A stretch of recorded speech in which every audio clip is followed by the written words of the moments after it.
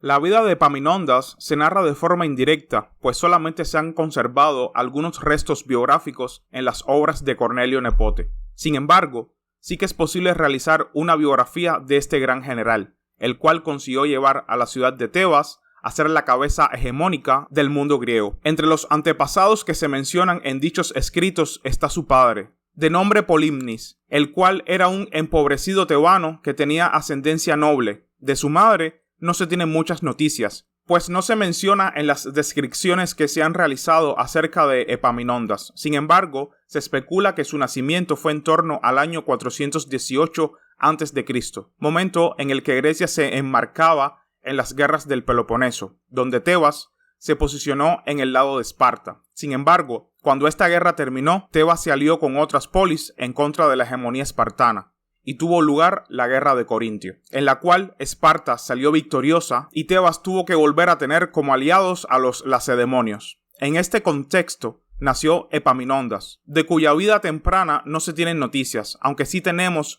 una descripción minuciosa sobre la educación que recibió. La familia de Epaminondas, pese a ser pobres, le dotó de una educación brillante, pues el joven recibió formación en las artes musicales y en la danza con los mejores preceptores de aquel momento. Cornelio Nepote recoge la habilidad de Epaminondas en estas artes. Asimismo, estudió filosofía con Lisis de Tarento, de la escuela de los pitagóricos, quien parece que había sido cliente o amigo de su padre cuando éste se marchó exiliado de su lugar de origen. Además de su educación brillante en las artes y la cultura, destacó también en los ejercicios físicos desde su pubertad. En este aspecto, las fuentes destacan que Epaminondas prefería la agilidad a la fuerza bruta, pues, según su criterio, esta le servía más para la guerra al hacerse un guerrero capaz. Asimismo, parece que Epaminondas se entrenaba duramente en los ejercicios con las armas cuando tenía tiempo libre. Las fuentes explican de forma indirecta cómo Epaminondas combatió en la batalla de Mitinea. Parece que esta fue una expedición espartana a esta ciudad en el año 385, pues no pudo participar en la batalla de Mantinea de las guerras del Peloponeso, ya que no tenía la edad necesaria para la guerra. Esta especulación se hace basándose en las noticias indirectas de Plutarco o de Jenofonte, quienes sitúan a un Epaminondas en el ataque espartano en el siglo IV y no en el siglo V a.C. En esta batalla, parece que los espartanos exigieron que la ciudad de Mantinea destruyera sus murallas, pues Esparta era el garante de la protección de los griegos y tras las guerras de Corintio se había alzado con la victoria. En este contexto, el rey Agesilópolis I atacó la ciudad, la tomó y distribuyó la población de la ciudad. En esta contienda, parece que Epaminondas participó en la fuerza tebana, que ayudaba a los espartanos a tomar la ciudad. Al parecer, sobresalió en el combate, aunque las noticias que nos llegan fue que salvó la vida de Pelópidas, uno de los cabecillas tebanos que estaba en una situación crítica. En esta ocasión consiguió salvarle, aunque tuvieron que auxiliarles los espartanos en esta batalla. Parece que fue entonces cuando Epaminondas y Pelópidas comenzaron una amistad que se saldó con una asociación política que convertiría en el futuro a Tebas en la cabeza hegemónica de Grecia durante unos años. Aunque no se tienen muchas noticias acerca de los siguientes años de la vida de Epaminondas, parece que desarrolló una importante labor en Tebas para que ésta se volviera contra Esparta. En el año 382, Fébidas se aprovechó de una revuelta civil en Tebas para entrar con sus tropas y colocar una guarnición dentro de esta ciudad, lo que obligó a huir a los que no favorecían a los espartanos. Epaminondas, el cual simpatizaba con el bando anti-espartano, pudo quedarse en la ciudad, pues los espartanos pensaron que era un filósofo empobrecido que no podría cometer ningún acto contra el régimen espartano. En otras palabras, era inofensivo. Así es como se retrata el carácter de Epaminondas en las fuentes, pues le describen como una persona a la que no le importaba empobrecerse y que ayudaba con todo lo que tenía a la población, de modo que vivía de forma muy humilde. Se explica cómo intentaba reunir dinero para dárselo a quien lo necesitara, explicándole al que lo recibía quién lo había donado y qué cantidad había aportado cada persona. Hacia el año 379, los tebanos, dirigidos por Pelópidas, consiguieron infiltrarse en la ciudad tebana y asesinar a los espartanos que la custodiaban. Este grupo fue apoyado desde dentro por Epaminondas, quien consiguió aunar un grupo de jóvenes que se alzaron en armas contra los espartanos. Parece que Epaminondas consiguió tener una notoriedad muy grande, pues consiguió que los jóvenes le siguieran en la campaña antiespartana para conseguir deshacerse de la tiranía de los lacedemonios. Los tebanos llegaron a derrotar a los espartanos y a los tebanos de la facción proespartana. Además, parece que durante esta insurgencia, Epaminondas y Górgidas consiguieron que Pelópidas y los tebanos que se habían infiltrado fueran aclamados como héroes. En una asamblea se les animó a luchar por la libertad de los tebanos, tras lo que expulsaron a los espartanos de la guarnición bajo la promesa de no hacerles ningún daño si abandonaban la ciudad. Mientras tanto, a los de la facción proespartana se les indicó que no les pasaría nada, pues acabaron siendo ejecutados por delito de traición. Los espartanos que habían huido se encontraron con el ejército, que iba camino a rescatarlos. En este momento, Esparta comenzó a planificar un ataque contra los tebanos. Los espartanos prepararon un ejército y lo pusieron en manos del rey Cleombroto I, para que solucionase la situación en la ciudad de Tebas. Sin embargo, su campaña fue decepcionante, puesto que no combatió contra ninguno de los tebanos. Los lacedemonios observaron como uno de sus reyes no había conseguido ningún resultado positivo, por lo que decidieron enviar a Agesilao II para que atacara la ciudad y la sometiera de nuevo al gobierno lacedemonio. Cuando los espartanos llegaron a los terrenos de la ciudad de Tebas, se encontraron un panorama diferente al esperado. Los tebanos no quisieron salir a campo abierto a combatirlos, pues los espartanos eran prácticamente invencibles y los tebanos aún no estaban tan preparados. En vez de esto, decidieron salir de la ciudad para construir un gran foso que circunvalase la ciudad, con lo que quedaba parapetada con una gran barricada. Los espartanos no pudieron atravesarla, y tras varios intentos decidieron que lo mejor era saquear los terrenos para que los tebanos salieran de allí. Los espartanos quemaron los campos y rapiñaron los recursos de la ciudad. No obstante, estos no cedían a su fortificación, por lo que los espartanos decidieron retornar a sus territorios sin obtener mayor éxito de Tebas. El papel de los líderes tebanos como Epaminondas, Pelópidas o Górgidas debió ser ejemplar, pues no cedieron a las provocaciones de los espartanos. El éxito de estas operaciones fue tan grande que los tebanos consideraron volver a construir la Confederación de Beocia. La Confederación de Beocia fue una de las potencias militares de Grecia que estaba liderada por la ciudad de Tebas y que englobaba ciudades libres de su entorno. No obstante, los espartanos habían conseguido que, tras la paz de Altálcidas del año 386, esta fuera disuelta. No obstante, parece que esta nueva liga resurgió con un nuevo sistema político, después de que las ciudades que la componían formaran un consejo de representantes. Esta unión de las ciudades políticas acabó por despertar el recelo de los espartanos, quienes atacaron en diferentes ocasiones a la región de Beocia. No obstante, los tebanos y sus aliados intentaron no enfrentarse de forma directa a los lacedemonios y rehuyeron del combate. Sin embargo, la moral de los beocios fue aumentando con el tiempo y empezaron a plantear pequeños enfrentamientos hasta llegar a enfrentarse a ellos de igual a igual. No obstante, los lacedemonios siguieron dominando, pues todavía eran la fuerza hegemónica terrestre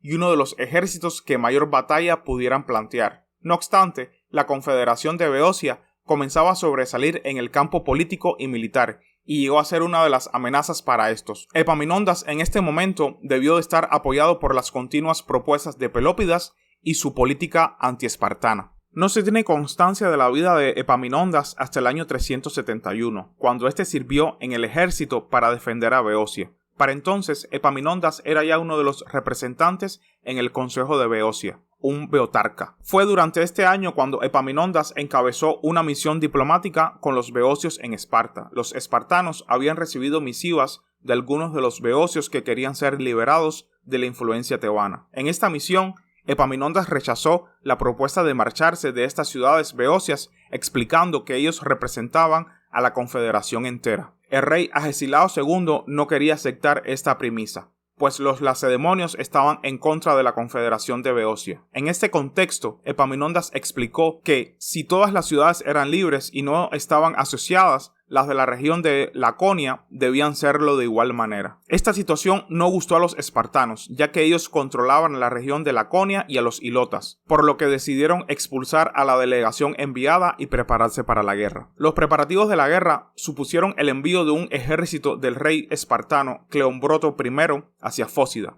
Este ejército debía marchar directamente hasta la región de Beocia. Decidió no pasar por las montañas, que era el camino más directo. Al sorprender a los tebanos, Cleombroto I consiguió tomar una ciudad y capturarla. Desde allí marcharían los lacedemonios hacia Tebas y acamparían en Leuctra.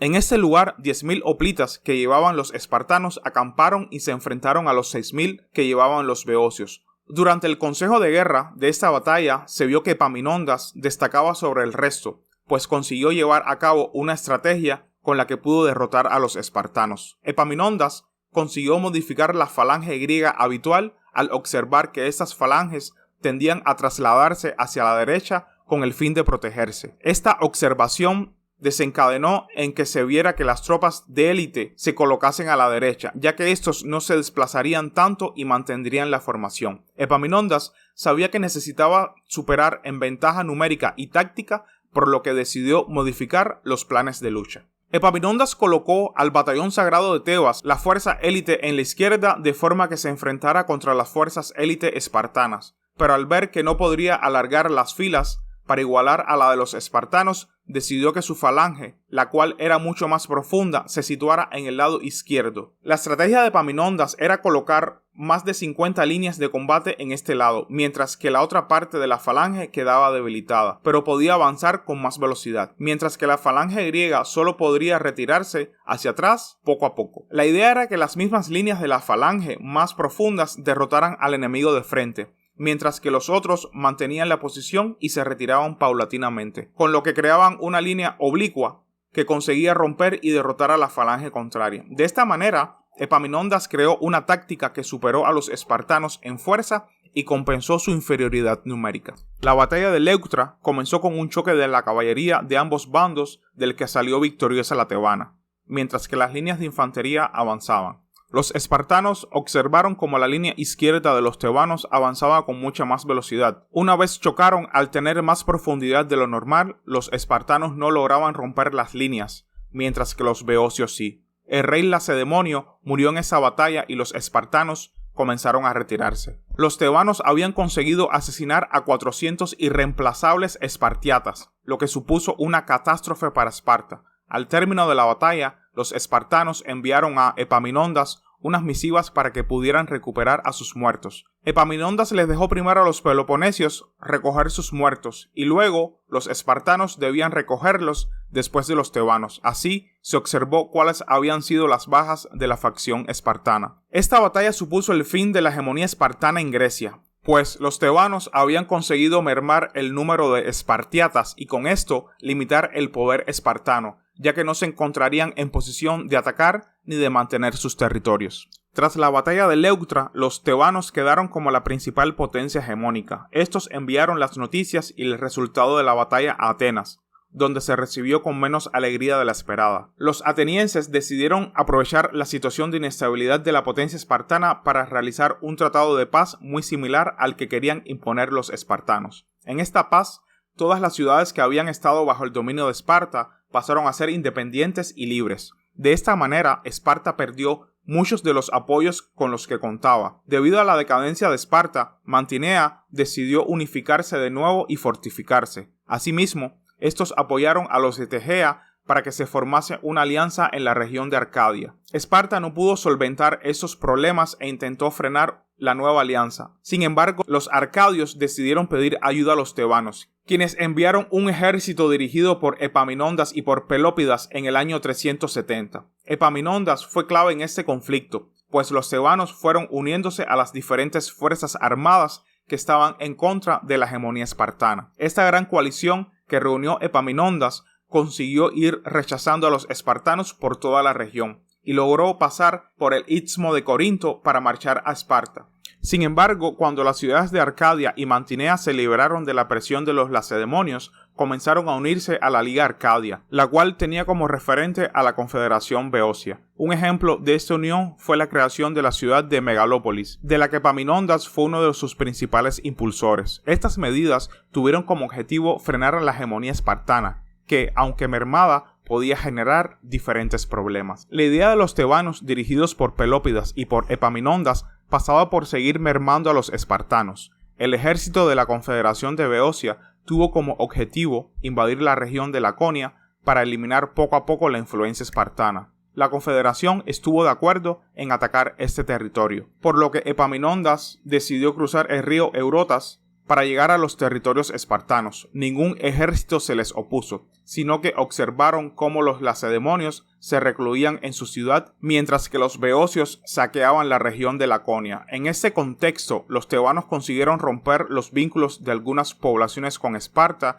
y llegaron a dinamitar las relaciones de estos con la polis lacedemonia. Epaminondas entonces tuvo que retornar a Arcadia para liberar a la ciudad de la influencia espartana. Allí proyectó la reconstrucción de la ciudad de Mesene sobre el Itome, fortificando esta plaza y liberando a los ilotes que se hallaban en esta región bajo la hegemonía espartana. Consiguió derrotar a los espartanos en el aspecto político y en el militar. Las fuentes nos describen la actitud de Epaminondas en la región de Mesenia al intentar que retornaran las poblaciones que habían sido expulsadas por los lacedemonios tiempo atrás. Los espartanos habían visto mermarse su número de población con la pérdida de Mesenia y trastocarse su sistema político, al ser privados de un gran número de ilotas, por lo que la campaña política de Epaminondas fue un éxito.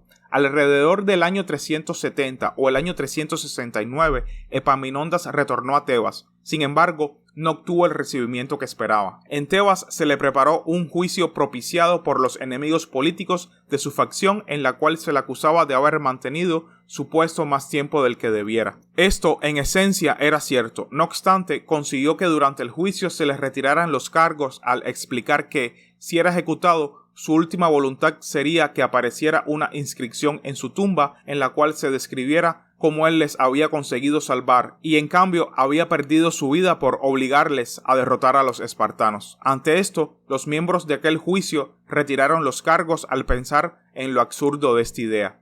Y no solo eso, sino que volvió a ser elegido como representante en el Consejo de Beocia en el año siguiente. Durante los siguientes años, Epaminondas encabezó los ejércitos que enviaban los tebanos para mermar las fuerzas de Esparta. Hacia el año 369, cuando Argos y Arcadia decidieron pedir ayuda a los tebanos para continuar la guerra contra Esparta, Epaminondas decidió embarcarse en una campaña que acabó siendo un nuevo éxito para la Confederación. Sin embargo, durante este año, los tebanos y sus aliados se encontraron con la oposición no solamente de Esparta, sino también de Atenas, que envió ayuda a los lacedemonios. En el istmo de Corinto se encontró a las fuerzas de Esparta, Atenas, Corinto, Megara y otras polis. Sin embargo, consiguió sobreponerse y atravesar las posiciones espartanas para abrirse a los peloponesios, que estaban al otro lado. Este tipo de acciones le valieron para que nuevas polis se unieran a la alianza con Tebas y mermaran aún más la hegemonía de Esparta y de Atenas. No obstante, durante esta campaña los espartanos se libraron de ser derrotados en Corinto, donde la llegada de los siracusanos les hizo replegarse y retornarse a Tebas. Al año siguiente, Epaminondas tuvo que rendir de nuevo cuentas ante sus enemigos políticos. Sin embargo,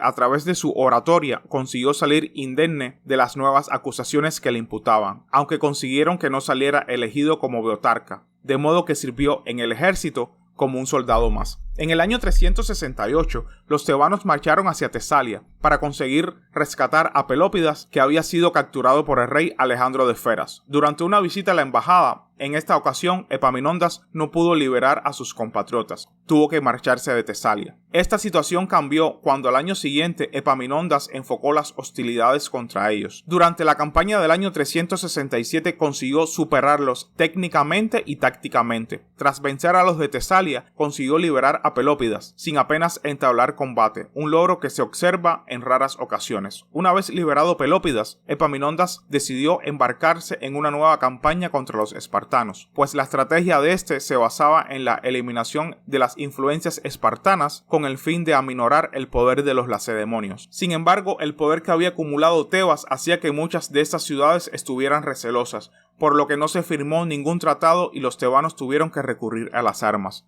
Epaminondas sugirió a los ciudadanos de Argos que invadieran el istmo de Corinto para hacerse con un territorio clave y estratégico para la dominación del Peloponeso, ya que esto les permitía entrar sin ningún tipo de problemas. En este sentido, Epaminondas sabía que la clave de la dominación del Peloponeso era hacerse con enclaves principales y estratégicos, para, después, lograr unas alianzas y unos tratados de amistad con las ciudades-estado que hubieran sido sometidas por Esparta. Asimismo, Epaminondas tenía conocimiento del tipo de gobierno de muchas ciudades que había en la zona de Acaya. En este sentido, el Beotarca consiguió realizar diferentes alianzas con las oligarquías que dominaban estos territorios, ya que ninguna quería hacerles frente en una batalla campal. Sin embargo, pronto cambió la situación, puesto que la política antiespartana de Epaminondas hacía que muchos de estos oligarcas tuvieran que marcharse exiliados y observar cómo en estas ciudades, al haber un vacío de poder, se instauraban pseudodemocracias. Por tanto, pese a que esta estrategia de Epaminondas resultó efectiva, pues consiguió eliminar la influencia espartana de las ciudades, también se volvió contra él, puesto que las oligarquías que habían sido expulsadas pronto regresaron y afianzaron la confianza en el ejército espartano y en ese gobierno.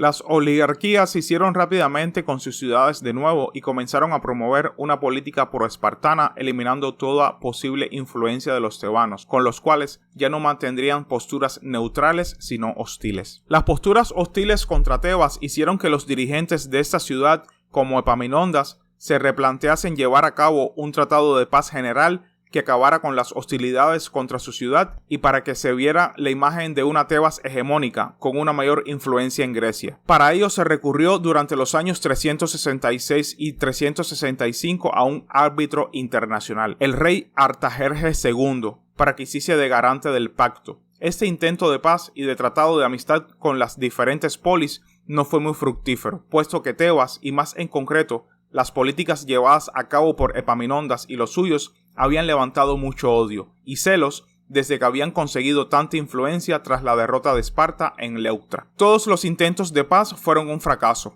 pues muy pocas ciudades verían a Tebas o a la Confederación de Beocia como una aliada, sino más bien como un estado amenazante. No obstante, algunas investigaciones nos indican que Tebas sí consiguió una victoria política durante este tratado de paz. En la conferencia Beocia, parece que la política de Epaminondas llegó a un punto culmen cuando se consiguió que las últimas ciudades-estados que estaban en la Liga del Peloponeso renunciaran a la alianza con Esparta. Además, se fortaleció la independencia de Mesenia y la unificación de Beocia bajo la influencia de Tebas. Sea como fuere, parece que los aliados de Tebas estaban molestos con la actitud hegemónica que estaban planteando, pues realmente habían cambiado a Esparta por Tebas. Esto hizo que muchos de los aliados de Tebas comenzaran a ver en Esparta la verdadera fuerza capaz de conseguir liberarlos de la hegemonía de la ciudad tebana y alcanzar su completa libertad. En la Liga de Arcadia, la cual fue fomentada por Epaminondas, comenzaron a tener más influencias del mundo espartano. Esto se contraponía con la política de Epaminondas, la cual consiguió en el año 365 que Corinto, Epidauro y otras muchas ciudades firmaran la paz con Tebas y Argos y abandonaran la Liga del Peloponeso. Sin embargo, los aliados tradicionales de Tebas vieron peligro en esta ciudad y en sus dirigentes, pues habían acumulado mucha influencia y poder y habían relegado a potencias como Esparta y Atenas a una segunda posición. Se debe recordar que Epaminondas logró eliminar las influencias espartanas en muchas de las ciudades del Peloponeso, y aunque estos últimos años volvieran a posicionarse junto a Esparta, ya lo harían como aliados y no bajo las mismas condiciones que en la Liga del Peloponeso. Asimismo, en estos años, Epaminondas consiguió que en Tebas se construyera una flota para enfrentarse contra la de los atenienses por mar e intentar expandir su influencia por las islas del Egeo. No obstante, parece que este proyecto fue infructuoso, pues en el ámbito marítimo los tebanos no podían lograr utilizar la táctica con la que Epaminondas había logrado hacerse con la influencia terrestre. En el año 364, el Beotarca sufrió una gran pérdida, ya que Pelópidas acabó falleciendo en Tesalia mientras luchaba contra Alejandro de Feres, por lo que el militar tebano comenzó a perder grandes apoyos políticos. La situación en Tebas comenzó a ser crítica, ya que tras la fallida conferencia, los tebanos habían conseguido que las ciudades que habían liberado de la influencia espartana temieran por la nueva influencia tebana y muchas de ellas se pusieran en su contra. Epaminondas, al sufrir la pérdida de uno de sus más grandes apoyos políticos, comenzó a observar que la única forma de que las ciudades volvieran a pasarse al lado tebano era retornando a las hostilidades contra el Peloponeso para someter la ciudad de Mantinea, la cual pasó de estar en contra de Esparta y apoyar a Tebas y volver a posicionarse con los lacedemonios. La campaña comenzó en el año 362, momento en el que Epaminondas volvió a reunir un ejército y marchar hacia el Peloponeso. El objetivo era claro. Con las fuerzas que había reclutado en las regiones de Beocia, Tesalia, Eubea o Tegea, parece que no se esperaba encontrar una oposición en Mantinea. Argos, Mesenia, Arcadia, Esparta, Atenas y muchas de las ciudades que no querían a Tebas como cabeza hegemónica del mundo heleno. Epaminondas consiguió llegar a los terrenos de Mantinea, sin embargo se encontró un grandísimo ejército formado por las ciudades griegas y entre ellas estaba Esparta. El Beotarca sabía que los lacedemonios habían enviado un grandísimo ejército que habría dejado a la ciudad sin apenas efectivos que la defendieran, por lo que ante esto evitó enfrentarse a la gran masa militar que defendía Mantinea para intentar atacar la ciudad de Esparta. Sin embargo, los planes de Epaminondas no salieron como éste pensaba, pues los espartanos sabían del cambio de planes del tebano, de modo que Arquidamo III había reforzado la ciudad de Laconia y los tebanos encontraron una plaza muy difícil de tomar, ya que si se empeñaba en un asedio, la coalición griega podría llegar para reforzarlos. Con este panorama, Epaminondas intentó atacar a la ciudad, pero no logró nada, ya que los espartanos la defendían muy bien, por lo que tuvo que retirarse. Los movimientos de la coalición griega pasaban por dejar las afueras de Mantinea para enfrentarse con Epaminondas. Sin embargo, este consiguió retirarse a Tegea, donde se enviaría un gran componente de caballería hacia Mantinea. Epaminondas pensaba que la ciudad estaría sin problemas, ya que el ejército griego estaba movilizado. Sin embargo, los atenienses habían llegado para defender la ciudad y su caballería acabó por rechazar a la tebana. Al ver que ninguna estrategia le servía para tomar la ciudad, Epaminondas planteó una batalla campal en la que los tebanos acabaran por derrotar a los griegos y de esta manera confirmar a la Liga Beocia como el comandante hegemónico del Helade. La idea que tuvo el Beotarca fue enviar sus fuerzas hacia la llanura que había en Mantinea, donde los ejércitos de Beocia y sus aliados se enfrentarían contra los griegos. Parece que las fuerzas de los tebanos llegaban a 30.000 hoplitas y 3.000 jinetes, mientras que los griegos tendrían menos. Los números varían según la fuente, aunque parece plausible que los tebanos consiguieran reunir tal fuerza. Los griegos, sin embargo, varían en número, aunque es posible que contaran con 20.000 hoplitas y 2.000 jinetes, los cuales se opusieron a las fuerzas tebanas. Epaminondas, al llegar, ordenó que marcharan sus fuerzas en orden de batalla, pero paralelamente a la ciudad, para que los griegos pensaran que no atacarían la ciudad, sino que marcharían a otro lugar. En este punto, Epaminondas mandó que las tropas bajaran las armas para hacer pensar al enemigo que iban a acampar o realizar otro tipo de menesteres. Epaminondas sabía que, de esta manera, cuando vieran que un enemigo con superioridad iba a acampar o a descansar,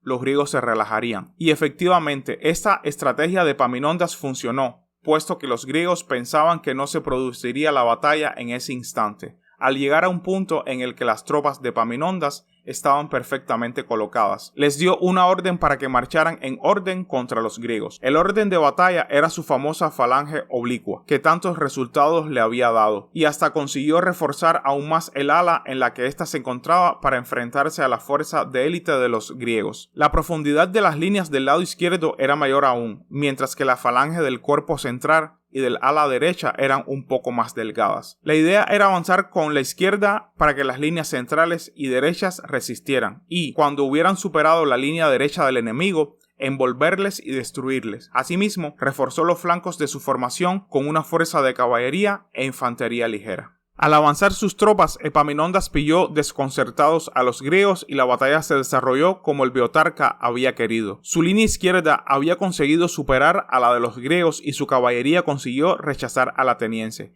Las falanges chocaron y aunque hubiera un momento en el que las fuerzas de ambos eran equitativas, parece que la línea derecha de Epaminondas se había quedado algo más retrasada, de modo que ordenó que no atacaran para equilibrar las fuerzas y que la izquierda de su formación consiguiera romper las líneas y envolverlos. El plan funcionó y, como en Leuctra, Epaminondas consiguió romper las líneas enemigas. Sin embargo, los tebanos persiguieron a los griegos que huían y cuando esto ocurrió consiguieron herir a Epaminondas atravesándole con una lanza. En este momento parece que el bando tebano cesó la persecución y se centró en Epaminondas, quien yacía moribundo en el campo de batalla. Las fuentes recogen unas posibles últimas palabras, en las cuales se destaca cómo éste le pidió a la Confederación Beocia que hiciese la paz con los griegos ante el vacío que se había creado en el liderazgo de Tebas. De esta manera, Epaminondas falleció en el campo de Mantinea. Terminó sus días en su victorioso afán de vencer a los griegos y con el objetivo de desequilibrar las influencias de Esparta en Grecia.